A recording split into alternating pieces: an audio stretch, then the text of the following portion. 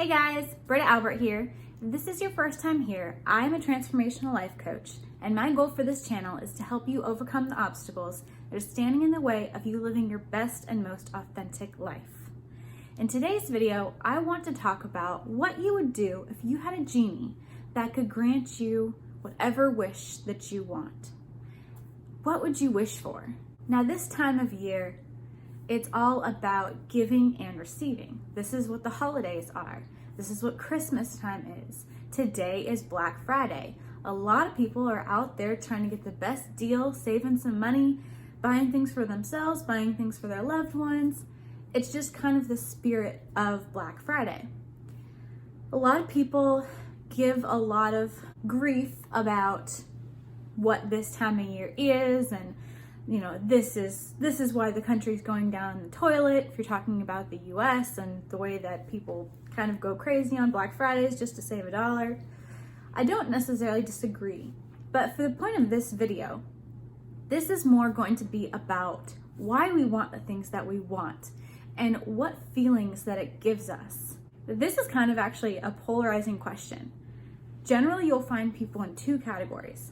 One is going to be the material things, and one is going to be the emotional things.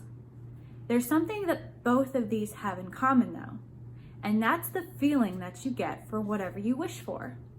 So say if you're somebody who's more on the emotional side, and say for example you want to wish for world peace, or you want to wish for nobody starves to death anymore, the planet is healed. Then on the physical side of things, or the tangible items, you have people who may wish for a new computer or a phone.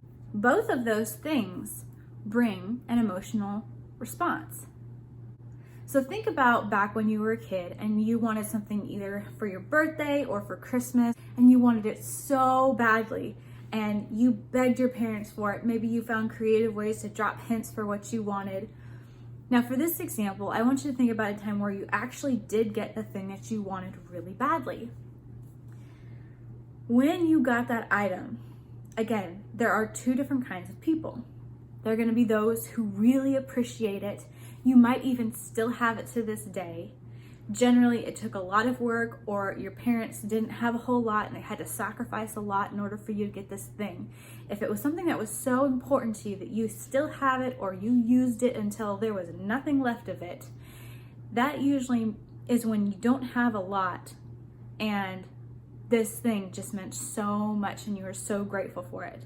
On the other side of the spectrum, there are people who may receive the things that they want and they play with it for an hour, maybe a day, maybe a week, barely a month. And then it's just forgotten. All the joy, that rush of adrenaline, that wholeness, it's now lost. So what are the feelings that we're constantly chasing after? Why do some things bring us more joy where other things don't? And what's the difference? Well, I kind of touched on one already, and that's where if you are somebody who doesn't have a whole lot and you receive something that you really wanted that was really special, 9 times out of 10, if not 10 times out of 10, it's going to remain so special because of the sacrifice that went into it. And that sacrifice is based on love. So it's not necessarily the item itself that makes you feel the way that you feel. It's not that item that holds such significance. It's the emotion behind that item. You know what it took to get you that item. You know how much you are loved every time you look at it, every time you hold it, every time you wear it, whatever it is. It reminds you of the people who gave it to you. There's so much more that goes into that item that makes it so significant, so special. That item in and of itself, it doesn't really matter what the actual value is. It really is worthless because it's not the item that makes us feel that. It's what it represents. So if you take emotion out of all items and everyone's on the same level, and there's not any different level of sacrifice from one giver to the next, one receiver to the next, what then would we have? Of course, we want the basic necessities of life, which is going to be food, clothing, shelter, water. Those are things that we need to survive. So if we all have the basic necessities, then what are we after every time we want something new? When you have somebody who continues to spend money and buy this thing and buy this thing and buy this thing, and there's clearly no need for it.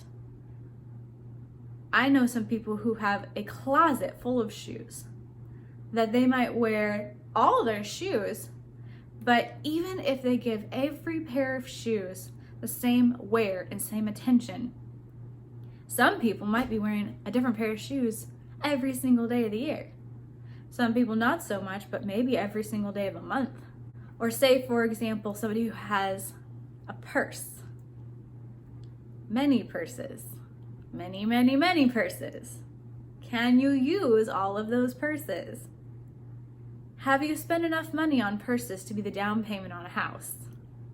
But does that purse, do those shoes, does this electronic bring you joy? Absolutely it does. If even for a minute. It quenches that thirst that we have, that desire of wholeness that we have. Because if you watch my last video, most of us buy into the idea that we're broken, or we're not whole, we're less than, we're missing something within us. We feel it, so therefore we believe it. I experience an emptiness. I experience a longing, so it must be true. Well, if you take my last video into consideration and you are whole and you are not lacking anything, then what is it? What are you searching for? What are you trying to fill within you? Why do these items temporarily give us so much pleasure, so much peace, so much joy, so much happiness? This will be a concept that is very simple for some of you, and very difficult for others. What if you are only after peace? Bear with me here. We all want to experience happiness, but we also know that life ebbs and flows. No matter what we do, we will lose a loved one someday. No matter what we do, we will experience changes in our life. And a lot of times these changes are for the better. They're things that we pray for. They're things that we strive for and we work for.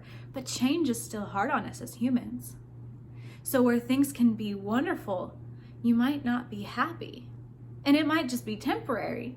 Because I can tell you, from my own experience, being really, really excited to get married, be planning a wedding and doing all of this, and you get to the end and you are done. You're stressed out. Everybody is asking you questions. If you don't have a wedding planner and you're trying to figure everything out on your own, and especially bless the brides who make their own decorations. That was not me, honey, but I feel for you. Because if I had that on top of everything else, I would let's just go to the courthouse. I'm over this. So you can be so happy and still not happy, if that makes sense. It's a happy occasion, but not every single moment is going to feel happy.